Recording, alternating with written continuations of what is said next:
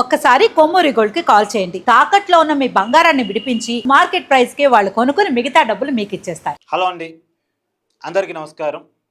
మళ్ళీ ఇరాన్ మీద America Israel దాడి చేయబోతున్నాయా? మళ్ళీ యుద్ధం రీస్టార్ట్ కాబోతుందా? ఇప్పుడు ట్రంప్ స్టేట్మెంట్ చూస్తే ఇదే అనుమానాలు మనకు వస్తాయి. ట్రంప్ చాలా క్లియర్గా చెప్తున్నాడు, మళ్ళీ ఇరాన్ మీద దాడి చేయడానికి మేము సిద్ధంగానే ఉన్నాం అని. ఒక ఏఏ పోస్ట్, ఆ ఏఏలో సముద్ర మార్గంలో షిప్ ద్వారా ట్రంప్ ఇరాన్ వైపుగా దూసుకెళ్తూ ఉంటాడు. అమెరికా నౌకా దళపతి పక్కనే ట్రంప్ పక్కనే నిలబడి ఉంటాడు. గన్ను షూట్ ఇరాన్ వైపుగా ఎక్కుపెట్టి నిలబడి ఉంటాడు. అలాంటి ఏఏ ఫోటోని క్రియేట్ చేసి ఇరాన్కి వార్నింగ్ సందేశం పంపించారు ట్రంప్. అంటే ట్రంప్ మాటని ఎంతవరకు నమ్మొచ్చు, ఎంతవరకు నమ్మలేము అనేది చాలామందిలో ఉండే డౌట్. కాకపోతే కొద్ది ట్రంప్ స్టేట్మెంటు చర్యలు కొంత సీరియస్గానే ఉన్నట్టు కనపడుతుంది. ఎందుకంటే నిన్న ఇజ్రాయెల్ ప్రెసిడెంట్ తోటి నెతన్యాహు తోటి ట్రంప్ మాట్లాడినట్టుగా కూడా తెలుస్తుంది. పైగా చైనా టూర్ తర్వాత ట్రంప్ ఈ ప్రకటన చేశాడు. మనం చైనా టూర్లో మనం విన్నాం కదా, చైనా తైవాన్ ఆక్రమించుకున్నప్పుడు ట్రంప్ మాట్లాడు, ట్రంప్ ఇరాన్ మీద యుద్ధం చేసినప్పుడు ఈ చైనా మాట్లాడేవాళ్ళు. ఈ రకమైనటువంటి ఒక ఒప్పందానికి వాళ్ళిద్దరి మధ్య సంధి కుదిరింది అనేటువంటిది మనం విన్నాం కదా.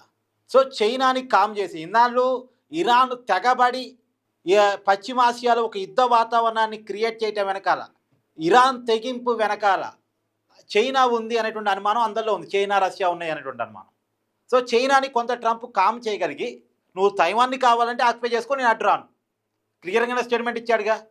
మాకు 9,500 కిలోమీటర్లు దూరం వెళ్ళి చైనాతో యుద్ధం చేసే పరిస్థితి మాకు లేదు, మేము తైవాన్ విషయంలో కలగ చేసుకోలేమని క్లియర్ స్టేట్మెంట్ ఇచ్చాడు, ఓపెన్ స్టేట్మెంట్ ఇచ్చాడు.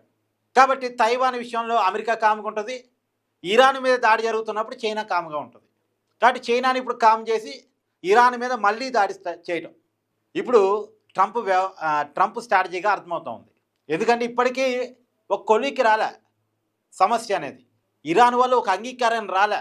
ఇప్పుడు ఇరాన్ ఒక అంగీకారానికి రావాల్సిందే, రాకపోతే యుద్ధం తప్పదు అని ట్రంప్ అంటున్నాడు. కొలికి రావటం ఏంటి? అణ్వాయుధాలు మేము వాడడం అని చెప్పాలట. న్యూక్లియర్ మొత్తాన్ని కూడా అమెరికాకు ఒప్పజెప్పాలట. వాళ్ళ న్యూక్లియర్ మొత్తాన్ని కూడా అణు నిక్షేపాలన్నీ కూడా అమెరికాకి అప్పజెప్పాలనేటువంటిది. ఇక రాబోయే కాలంలో మేము ఎలాంటి అణు పరీక్షలు చేయం, న్యూక్లియర్ రీసెర్చ్ చేయమనేటువంటిది క్లియర్గా ఒక ఒప్పందాన్ని రాసివ్వాలి అనేటువంటిది. తర్వాత ఇక అంతిమంగా ఇదేమో అఫీషియల్గా కనపడేది, అనఫీషియల్గా కనపడింది ఏంటంటే ఇరాన్ పూర్తిగా అమెరికా ఆధీనంలో ఉండాలి అనేటువంటిది, అమెరికా చెప్పినట్టు చేయాలనేటువంటిది ఇండైరెక్ట్గా ఉండేటువంటిది ఒప్పందాలు. కాబట్టి మరి ఆ రకమైన అంగీకారానికి ఇంకా ఇరాన్ రావట్లే. నిజానికి ఇరాన్ తీవ్రమైనటువంటి ఆర్థిక సంక్షోభంలో ఉంది.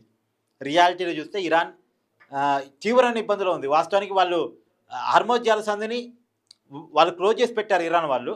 అదే క్రమంలో అమెరికా వాళ్ళు హర్మోజ్ జలసంధి మొత్తాన్ని కూడా చుట్టూ వాళ్ళు కూడా ఇరాన్ వాళ్ళు బయట దేశాలకి ఏమీ అమ్ముకోవటానికి అవకాశం లేకుండా వాళ్ళు కూడా చుట్టూ మోహరించి పెట్టారు వాళ్ళ సైన్యాన్ని. హర్మోజ్ జలసంధి చుట్టూ అమెరికా సైన్యాలు మోహరించి ఉన్నాయి. ఇప్పుడు ఇరాన్ ఎలాగైతే ప్రపంచంలో ఉన్నటువంటి దేశాల మధ్య జరుగుతున్న ఒప్పందాలు ఆపగలుగుతుందో, హర్మోజ్ జలసంధిని క్లోజ్ చేసి ఎగుమతులను దిగుమతులను స్టక్ చేపించగలుగుతుందో, అదేవిధంగా ఇరాన్ నుంచి ఎలాంటి ఎగుమతులు బయటికి పోకుండా, ఇరాన్కి ఎలాంటి దిగుమతులు బయట నుంచి రాకుండా అమెరికా కూడా ఆపగలుగుతుంది. దాని ఫలితంగా ఇరాన్లో ఇప్పుడు పెట్రోల్ డీజిల్ ప్రపంచం అంతా సంక్షేమం ఉంటే ఇరాన్లో పరిస్థితి ఏంటంటే పెట్రోల్ డీజిల్ని తోడుతున్నారు, చమురును తోడుతున్నారు, పారబోస్తున్నారు, చమురును తోడుతున్నారు, పారబోస్తున్నారు. బయటకు అమ్ముకోవడానికి అవకాశం లేదు ఇరాన్కి. ఇప్పుడు వీళ్ళు ఎలాగైతే హర్మోజ్ జలసంధిని క్లోజ్ చేశారో అలాగే హర్మోజ్ జలసంధిని అమెరికా చుట్టుముట్టింది. ఇరాన్ వాళ్ళు బయట దేశాలకు అమ్ముకోవడానికి లేకుండా చేసింది. ఇప్పుడు ఇరాను వాళ్ళ చమురుని పారబోస్తుంది, బయట ఏమో చమురు లేక చచ్చిపోతున్నారు దేశాలు, కానీ ఇరాన్ మాత్రం చమురు పారబోసే పరిస్థితి. ఎందుకంటే బయట అమ్ముకోవడానికి లేదు. మరి తీయకుండా ఉంటే బావిలు ఎండిపోతాయి. ఒకసారి బావి ఎండిపోయింది అంటే మళ్ళీ దాన్ని రిపేర్ చేసి మళ్ళీ చమురు వెలికి తీయాలంటే చాలా కష్టం అట. అందుకని తీయాల్సిందే, చమురు తీయాల్సిందే, తీసిన చమురు పారబోయికి తప్పని పరిస్థితి. సో ఇరాన్ ఆ రకమైన పరిస్థితిలో ఉంది. మరి అమెరికా ఇప్పుడు మళ్ళీ వార్నింగ్ ఇచ్చింది కాబట్టి మరి ఇప్పుడు ఇరాన్ ఎలాంటి డెసిషన్ తీసుకుంటుందని చూడాలి. మళ్ళీ యుద్ధం స్టార్ట్ అయితే ఇప్పటికే ప్రపంచం వణికిపోతుంది.